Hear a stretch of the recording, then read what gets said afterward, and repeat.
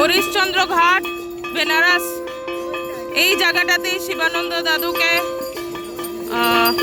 দাহ করা হয়েছিল।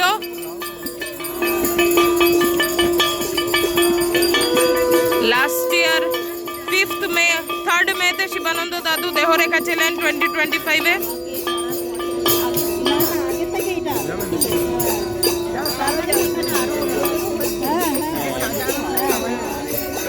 চলো এটা একটা মালা যদি আজকে 24th এপ্রিল 2026-এ শিবানন্দ দাদুর তিরোভাব তিথির পরদিন আজকে প্রভাত ফেরি করে সকলে আশ্রম থেকে প্রসেশন করে শিবানন্দ দাদুকে নিয়ে এখানে পুষ্পাঞ্জলি অর্পণ করার জন্য এই জায়গাটাতে আসা হয়েছে, হরিশ্চন্দ্র ঘাটে, যেখানে দাদুকে দাহ করা হয়েছিল, শিবানন্দ দাদুকে, গুরুদেবকে। সেখানে সবাই দর্শন করছেন,